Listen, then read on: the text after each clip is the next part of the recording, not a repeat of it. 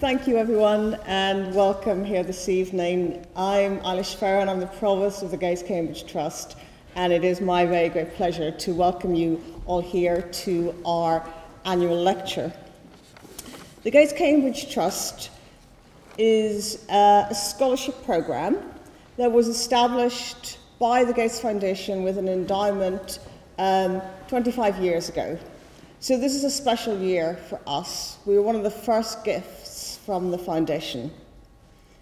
It was a visionary investment in human capital and in the potential of smart people who are motivated to improve the lives of others. So for some 15 years now, scholars have been coming to Cambridge, studying with us, becoming part of our community, and then they've been going out into the world and changing it in ways that none of us could have predicted at the start.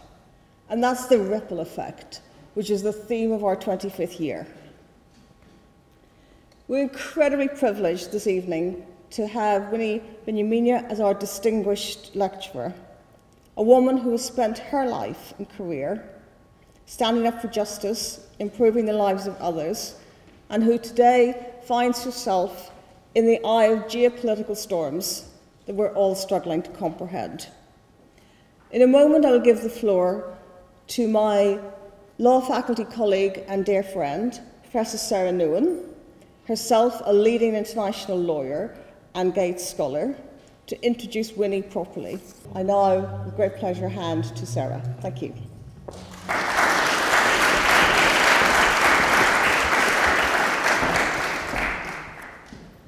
Dear Dr. Byanyima, dear Gates Provost, Professor Eilish Farron, dear fellow Gates scholars, dear colleagues, dear friends.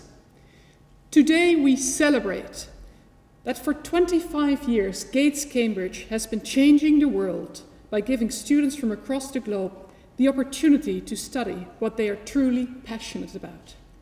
Nearly 2,000 scholars have been selected, not only for their intellectual ability, but equally for their leadership potential and a commitment to improve the lives of others.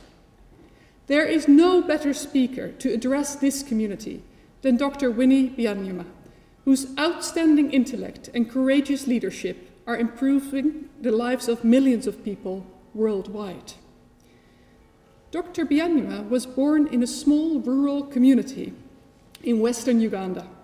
She moved to the shores of Lake Victoria for her secondary education, attending 2 prestigious schools near Kampala. Aged 18, she escaped Idi Amin's Uganda as a refugee.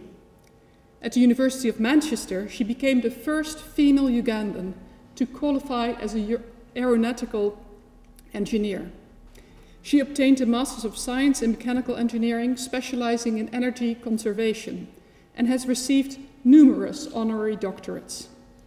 She worked as a flight engineer for Uganda Airlines, fought in an armed rebellion against the Ugandan government in the early 1980s, served as Uganda's ambassador to France, was a member of the Constituent Assembly that drafted Uganda's 1995 constitution, served as a member of parliament, became director of the Directorate of Women, Gender and Development at the African Union in Addis Ababa, was appointed director of the United Nations Development Programme's gender team in the Bureau for Policy Development, became executive director of Oxfam International, and has since 2019 been the executive director of UNAIDS.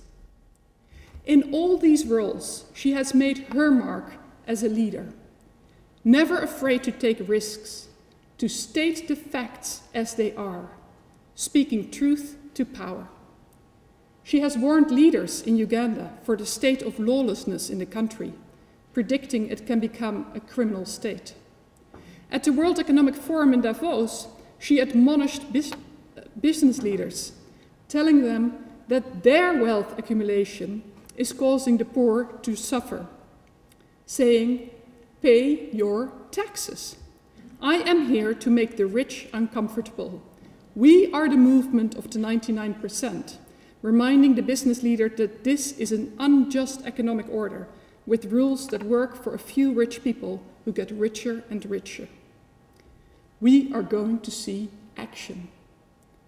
Across the world, she has called boldly for the shrinking of inequality, for jobs that bring dignity, for progressive taxation and debt restructuring, reminding leaders that poor countries are spending 4 times more on debt repayment than their total budget on health. Recently, even while protecting people against HIV/AIDS, she has also been fighting to get her husband, opposition leader Dr. Kizza Besigye, freed from a Ugandan prison, where he was taken after having been abducted from Kenya. Media have described her as, and I quote, fighting on every section, every corner, everywhere, unquote. As a child, she saw her father help others solve their problems. He told her, as long as there is a problem, you get up every day and you work at it. That is what life is about. She has been living the life that Gates Cambridge encourages its scholars to live, to improve the lives of others through the ripple effect. Little wonder that in Uganda she is just Winnie. Ladies and gentlemen, it is a tremendous honor to give the floor to Dr. Winnie Byanyima, who will be speaking to us about health and human rights in an age of oligarchy.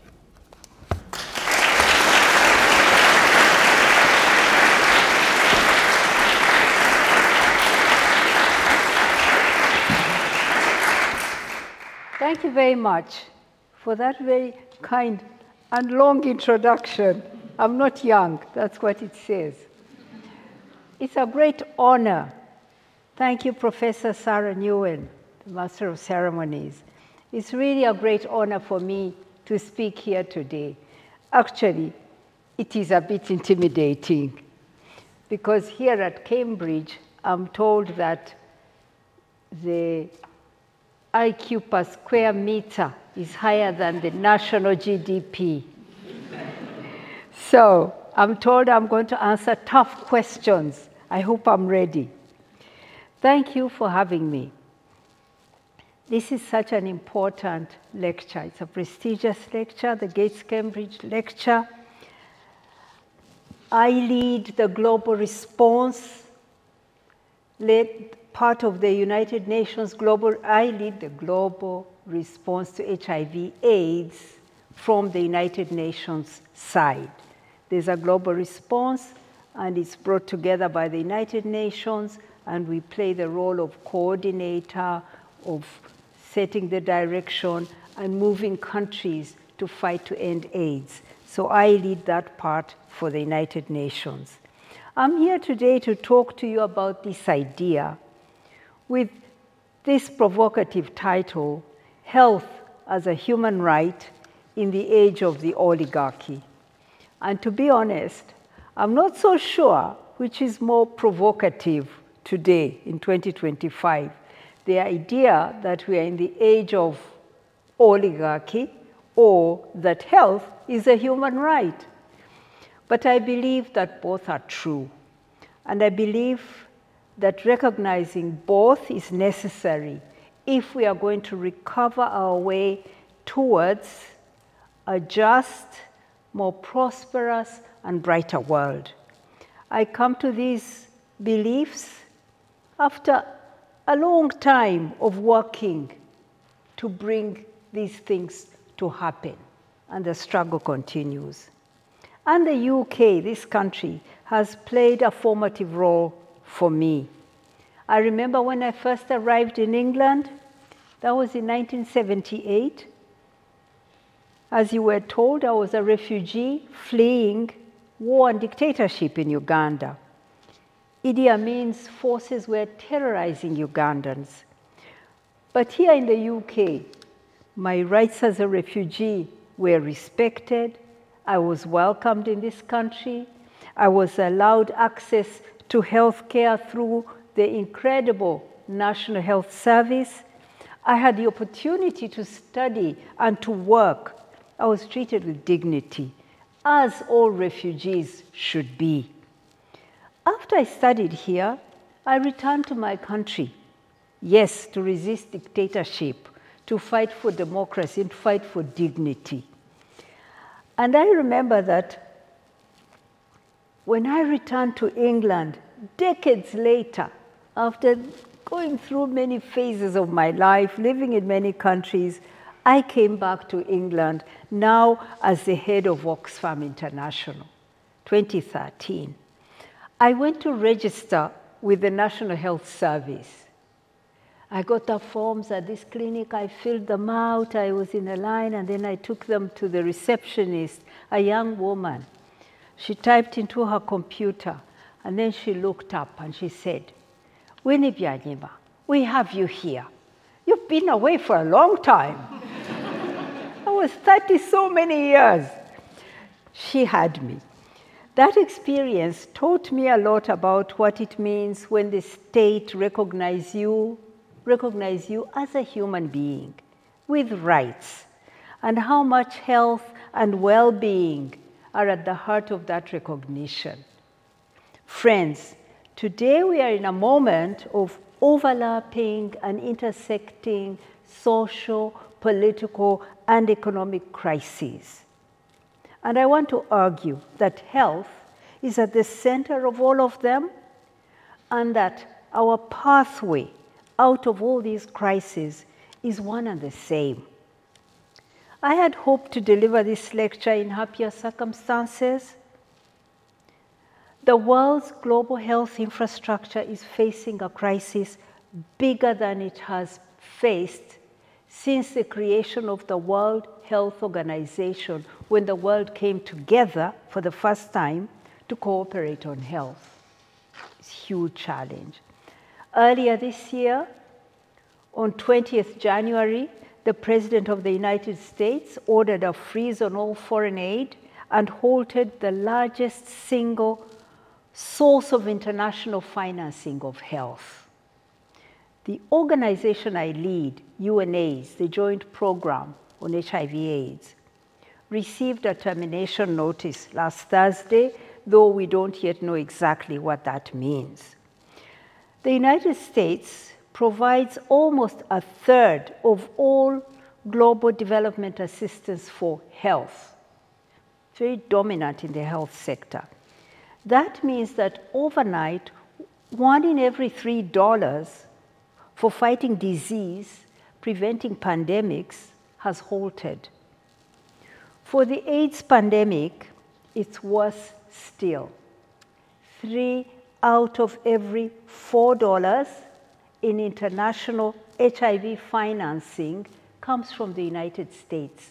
You'll wonder why. One country pays for 73% of the whole global assistance to HIV. That in itself is shocking.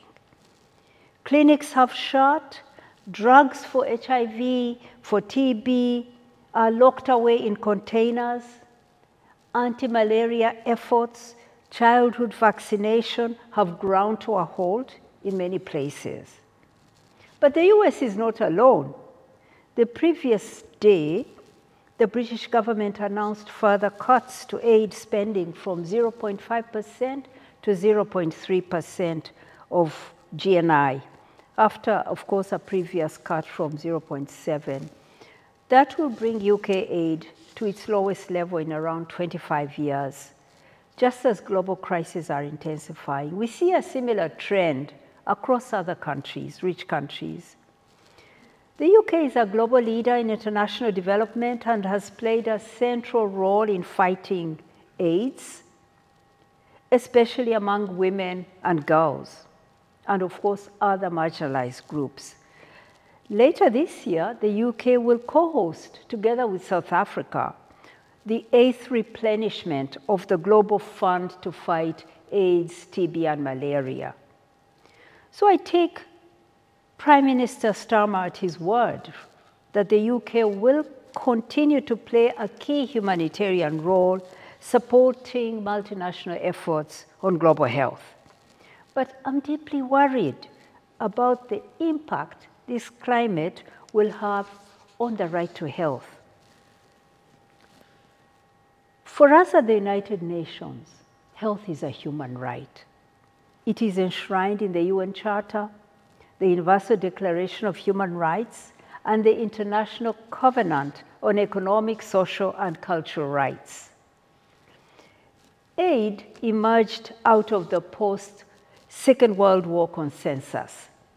At that time, rich countries were recognizing the fundamental rights of their own people. Britain, for example, established the National Health Service. And aid was based on a sense of global solidarity, supporting developing countries to achieve the same rights in the rich countries. That is not to say that aid is charity. Rich countries realized it was within their own interest to help other countries for the purposes of global stability and health security. And at the time, let's be also honest, they were seeking to secure political alignment during the Cold War. President Harry Truman's Marshall Plan rebuilt Western Europe, saving lives and staving off famine. But it also rebuilt the European economies and even some Asian economies, securing trading relationships that have lasted to the present day.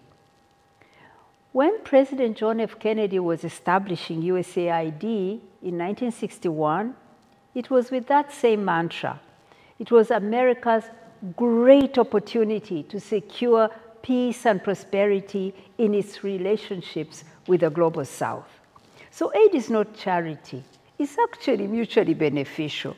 It's self-interest. And there's, of course, a small measure of redistribution in a post-colonial world. For example, Oxfam calculates that between 1765 and 1900, the richest 10% in this country extracted wealth from India alone worth $33.8 trillion in today's money. The Brattle Group estimates that the transatlantic slave trade caused between 100 trillion and 131 trillion of damage. But today, still today, tax dodging, unfair financial system, unequal borrowing costs, debt extract around $30 million an hour from the Global South, totaling almost $1 trillion in 2023. That means for every $1 in aid to a developing country, $4 is sent back to the global north. The global economic ground is not level. It's important to keep these numbers fresh in our minds. So it's for this reason that people living with HIV fought for a model based on global solidarity. When treatments for HIV were first developed, pharma companies refused to make them available or affordable in the Global South. 12 million people died in Africa, and millions more contracted the virus when there were already treatments available, means to contain and treat the virus. That's partially why we still have this disease in Africa. That delay of 12 years meant millions became infected. Then communities stood up. A global movement of activists pressured pharmaceutical companies to lower their prices and share their technologies. UNAIDS, World Health Organization, supported this advocacy. Countries of the South cooperated with one another. Indian generics came and slashed the annual cost of HIV treatments down from $10,000 per person per year to $100 per person per year overnight. So today, whether you're here in Britain or in Burkina Faso and you are living with HIV, you'll get the same medicine. It will be priced differently, but you'll get the same, the best. This is the breakthrough that HIV made. This is how HIV broke through intellectual property rules and made HIV treatment a global public good. And crucially, rich countries also stepped in. Countries like yours, the UK, contributed to the Global Fund to fight AIDS. The United States formed its own program called PEPFAR. It's called the President's Emergency Plan for AIDS Relief, PEPFAR for short. It's the largest single government HIV program in the world. 20 million people rely on it, 21 for their daily lives. Since its creation, the program has saved 26 million lives. So, global solidarity. That has brought us to a point where this disease has been brought down dramatically. Since the peak of infections, since the peak of deaths in 2004 and 1995, deaths have been slashed by 60%, new infections by 69%. This is what happens when global solidarity kicks in and medicines, life-saving medicines, are made a global public good. But today, and aid is used to drive the disease away. But today, our current model of aid, the aid model that helped us to achieve this, has reached its limit. In 2023, that's 2 years ago, the United States paid for 94% of the HIV response in Tanzania, 94%, 93% in Cote d'Ivoire, 87% in a big country like Nigeria, and 78% in my country, Uganda. This money has saved countless lives, but this extreme reliance on foreign aid has left those countries extremely vulnerable to political changes like the ones we are seeing today. To quote Thomas Sankara, the revolutionary Pan-Africanist president of Burkina Faso, he said, "He who feeds you controls you." So it's not a sustainable solution, aid. Today, we are seeing aid not only declining, but also being diverted. Money taken away from the original objective of fighting poverty and protecting human rights, and being redirected to meet donor countries' other obligations. In 2023, 7 wealthy countries, including the UK, spent a quarter, 25% of their total aid within their own borders. The reason? How? Because in 1988, the OECD, which is the Club of Rich Countries, its Development Assistance Committee agreed that in-country refugee costs could count as official development assistance, perverting the whole idea of creating a net transfer towards developing countries. Today, many countries are raiding their aid budgets to pay for housing refugees. But don't get me wrong, it's absolutely right that countries house refugees. I was a refugee myself, and it was the UK that took me in and supported me.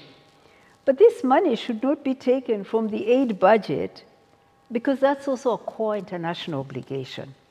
We are also seeing aid used to advance not the right to health, but the privatization and commodification of health. And that's sad.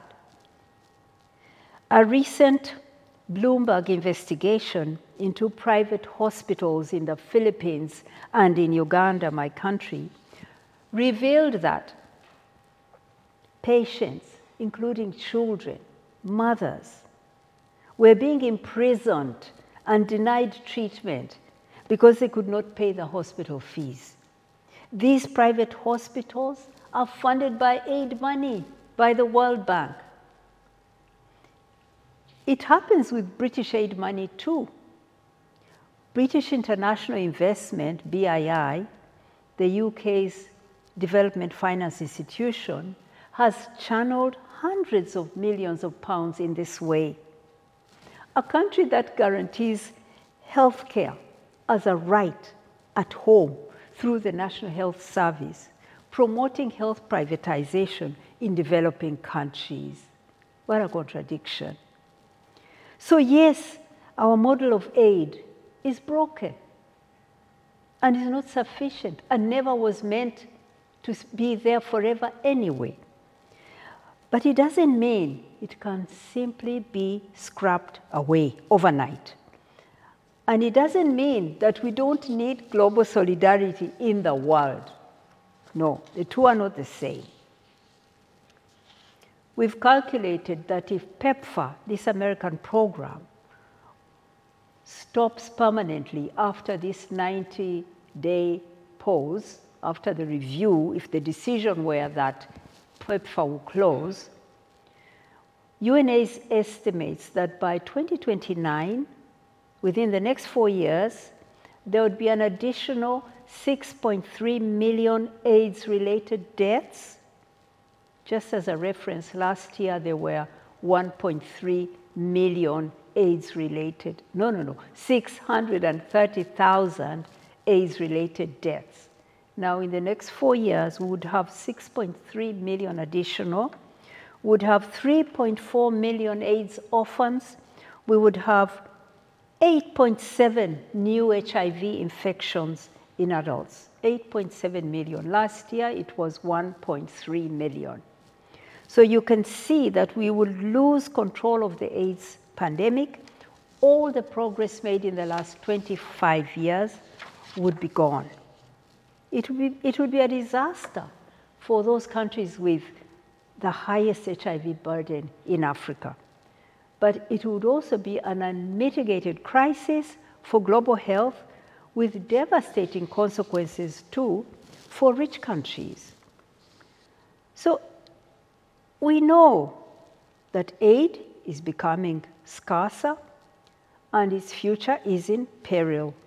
We know that a model based on a donor's will, where there's little mutual accountability, has always been flawed, although it was delivering results for many people. There's much I could say about what's wrong with the aid model, but it was started for the right objectives, to build strong economies, strong institutions, to build up public services in poorer countries, to bring about global stability and peace. So what then is the path if aid has reached its limit? First, there is an emergency now. I've told you that if this sudden cutting of life-saving services, HIV services, and other services, TB, malaria, vaccinations for children, were to be permanent, millions of lives would be lost. So the first thing is that we must all speak with one voice and ask for a predictable, planned transition.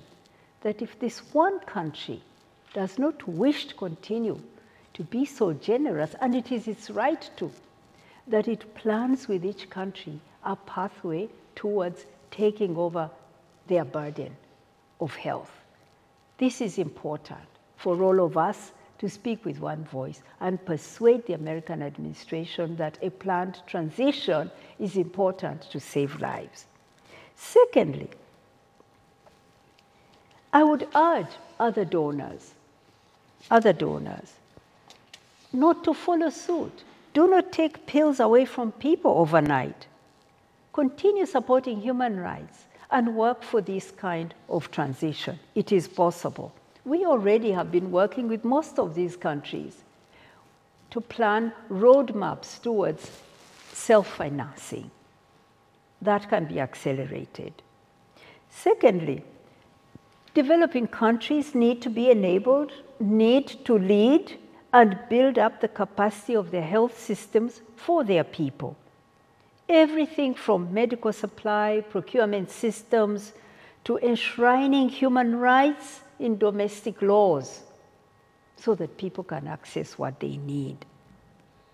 And third, we must tackle the injustices of the global economy that prevent developing countries from being able to fully fund their own health systems. And I'll come back to that. Let me move on now to the myth that we so often hear, that but there's not enough money for health. This idea is pervasive. My friends, the idea that there's not enough money to pay for the right to health is fiction. Ours is a world of great wealth, but also of great inequality. It's not that there isn't enough money for health, it's that we, citizens, allow it, that our governments make health unavailable. We allow it to happen.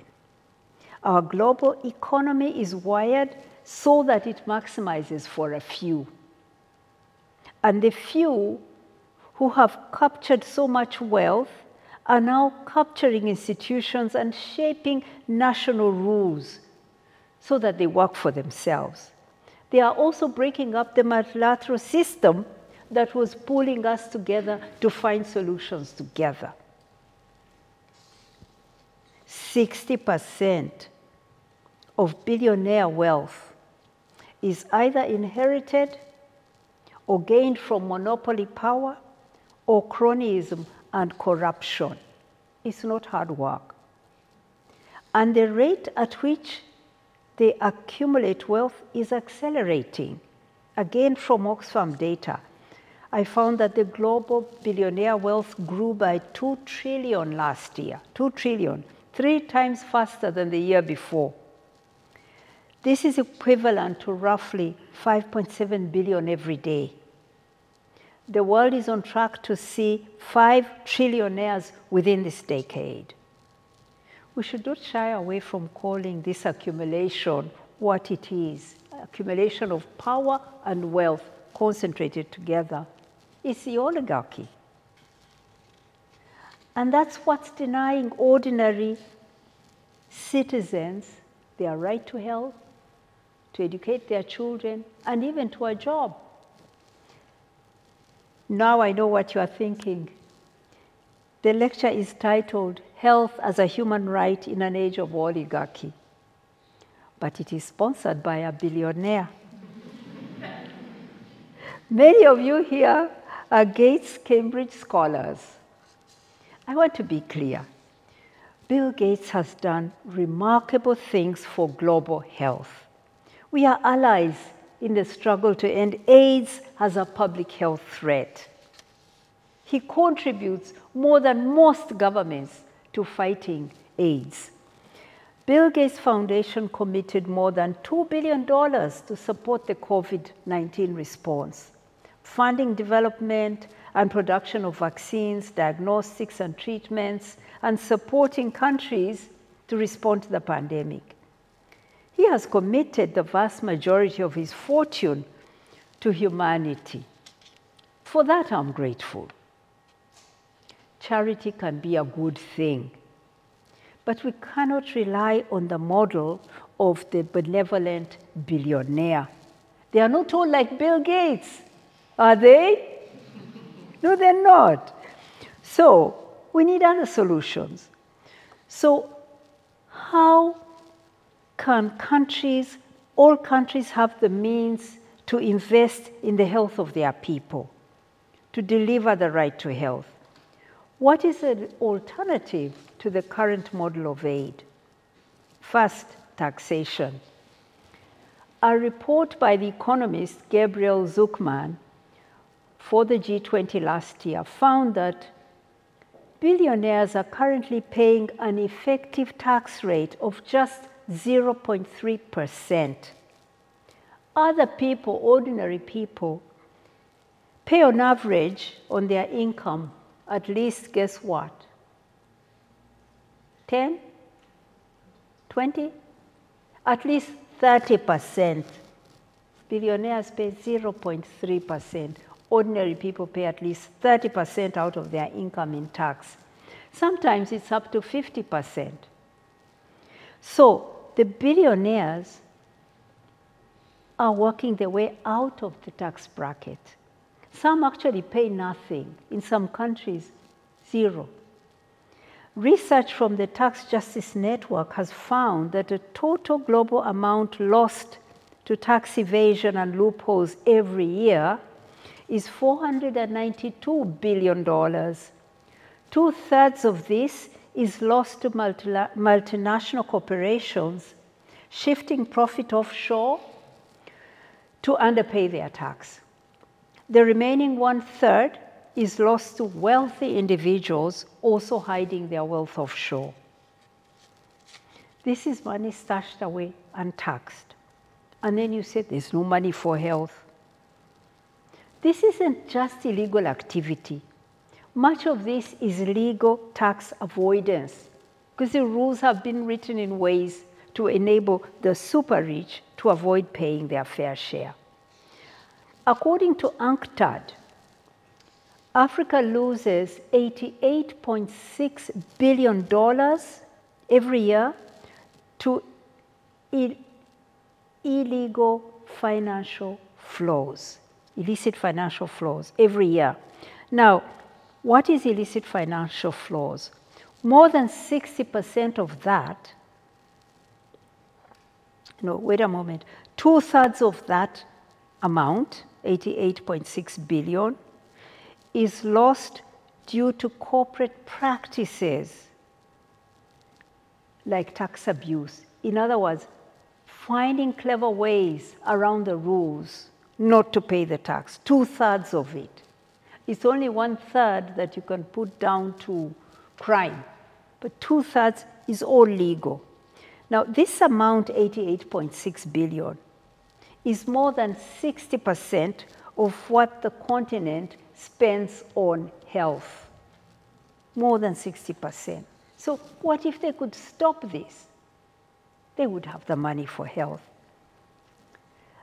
Africa spends only 5% on average of its national budget on health, only 5%. African countries came together and ambitiously set a target of 15% of the national budget for health. At the last count, there were only 9 countries that were meeting that target. All the rest can't. Why? They don't collect the money that is due to them. But rich countries also lose out. The UK is one of the countries that loses most from this system of tax loopholes and tax dodging. It loses around 45 billion a year in tax revenues. So it's global. Yet, over a quarter of all tax abuse is channeled through, listen to this, the UK. And crucially, its crown dependencies, like the British Virgin Islands, the Cayman Islands, Bermuda, costing countries $129 billion a year. On the one hand, Britain itself is losing what is due to its people. On the other hand, its dominions are also being used to channel this untaxed money. I read last week that 3 in 4 people in this country fear being stuck on a trolley in a hospital corridor or an ambulance not arriving after dialing 999.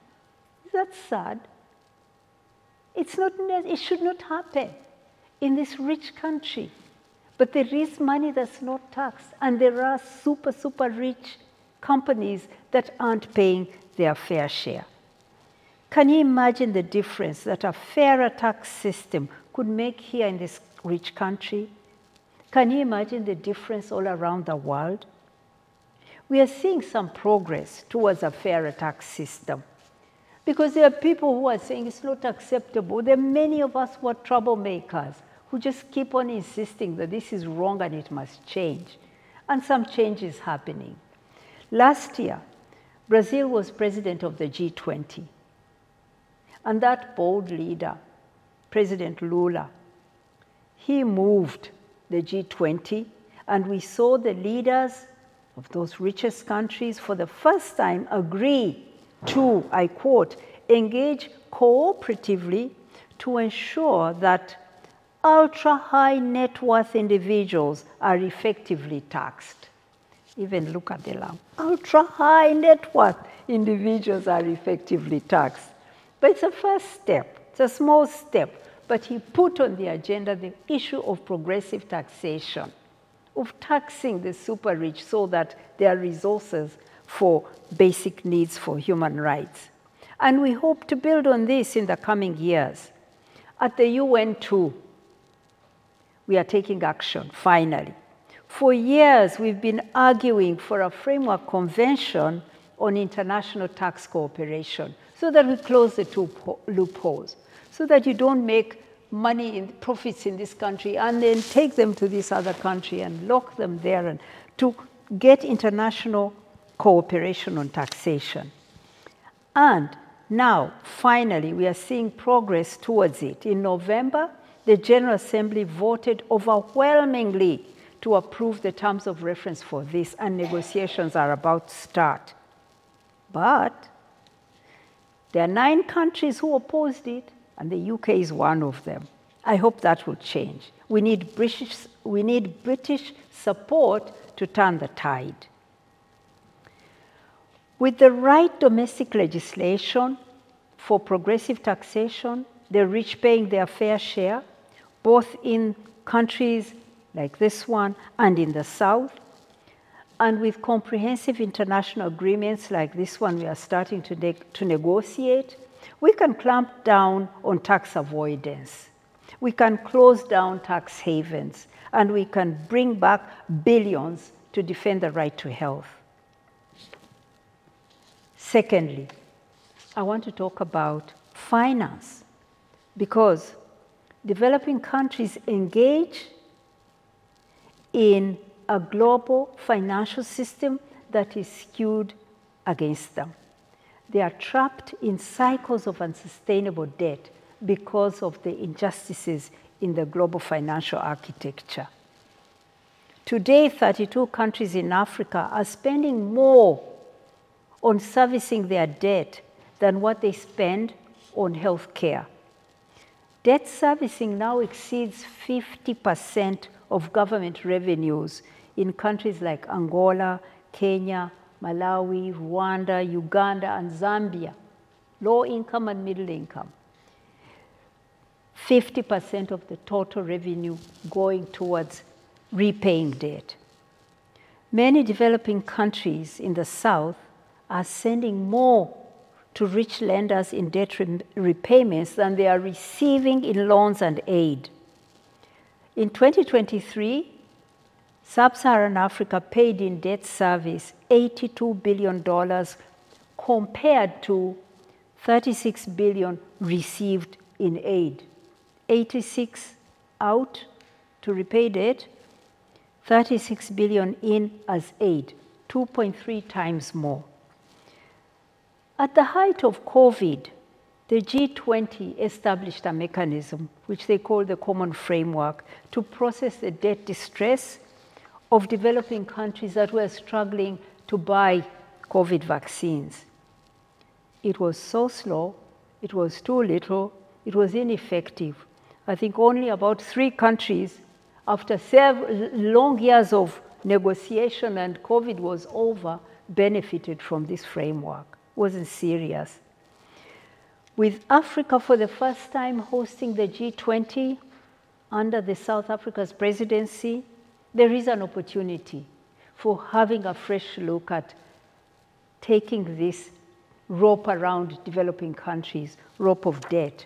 But frankly, I think that while we want to address those issues in the global economy that are barriers for developing countries to own their development agenda, to pay for it, we must also talk about global public goods.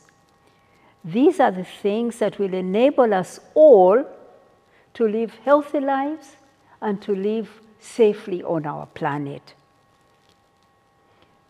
how can we prevent pandemics, protect our climate, our environment, eradicate poverty, prevent and respond to humanitarian crises, regulate technology without coming together and pooling money together. Right now, for example, we have the most exciting scientific breakthrough in AIDS for decades.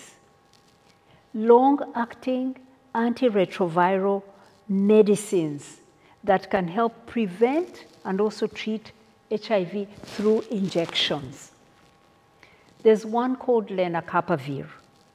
An American company, Gilead, has found it. I say found in inverted commas because it made the breakthrough with the support of so many other people and institutions in developing countries, but it owns the technology. This can prevent infection with injections, 2 injections every year, 1 every 6 months. And it can even be developed to be once a year. Just 1 injection, and a person is safe from the risk of infection. It's not a cure, it's not a vaccine, but it's the closest to a seasonal vaccine. And it can also work for treatment.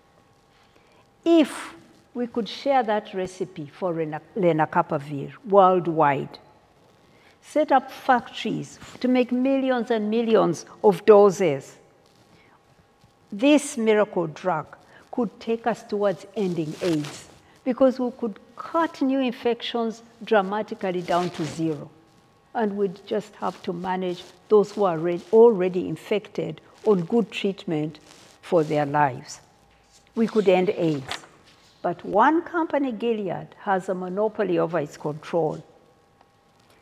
Gilead gets to decide who else can make lenacapavir.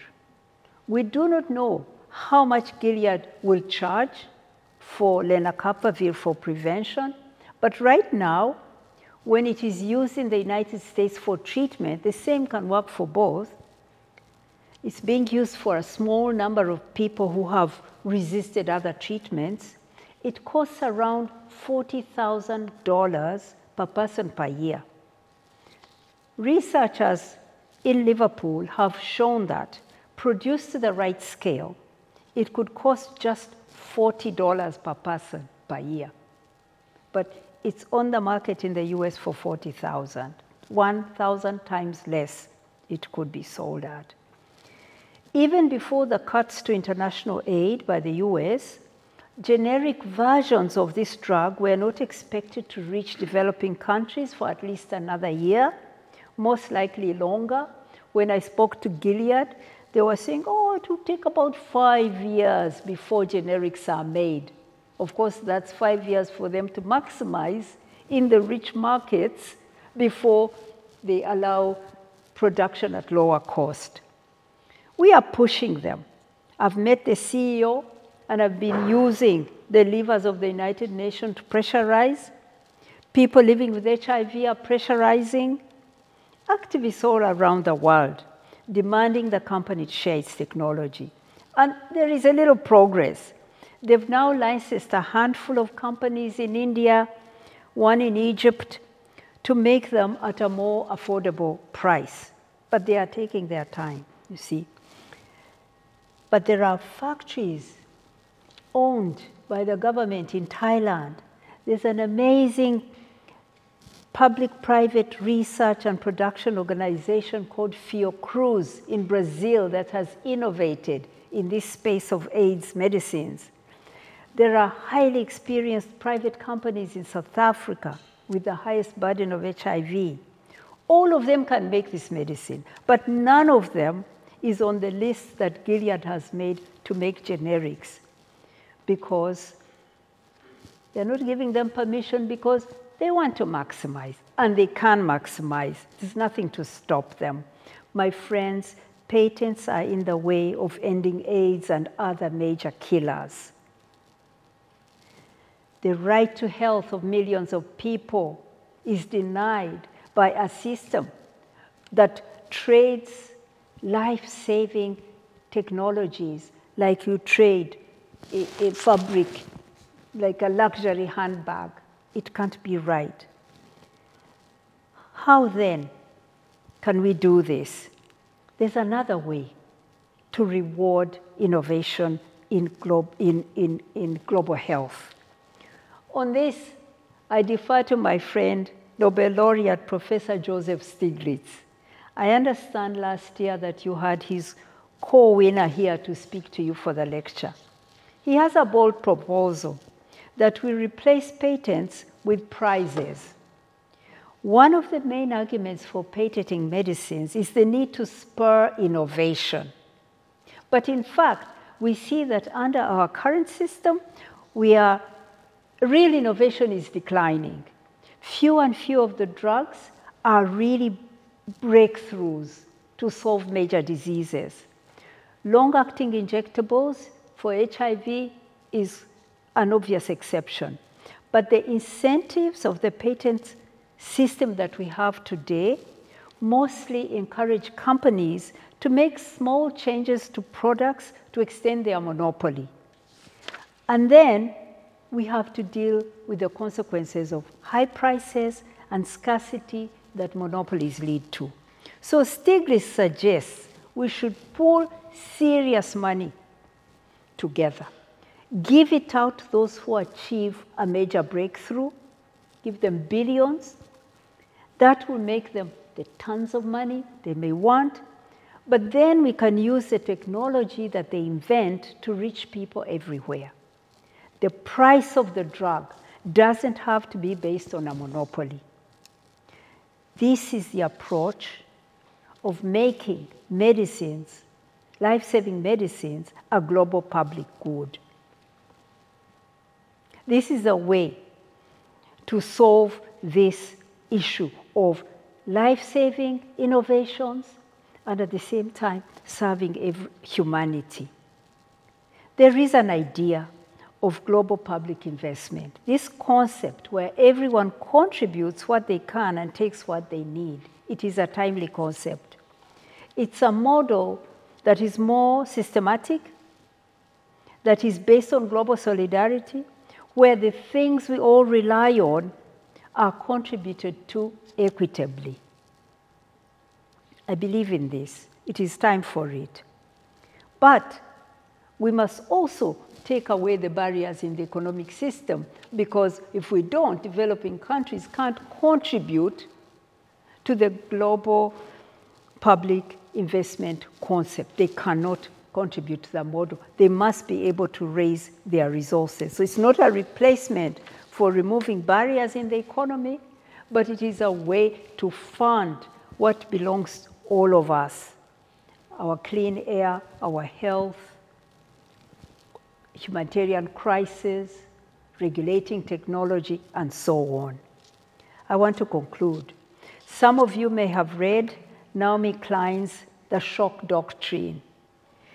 The idea is that in crisis, in moments of chaos, while people are in a state of shock, multiple policies are pushed through at such speed that people do not notice the impact of individual changes until it's too late. This current moment that we are living through is a shock to the multilateral system, to the role of the state, to the role of solidarity and foreign aid.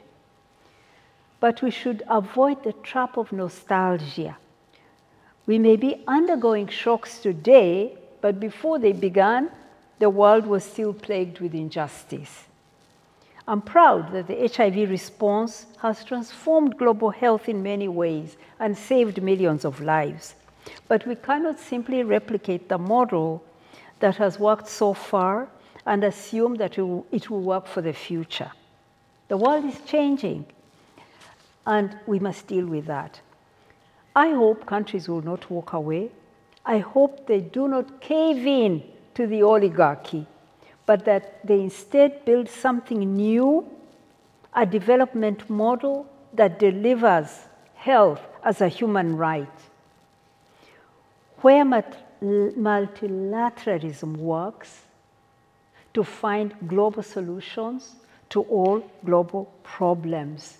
That world is possible. Thank you.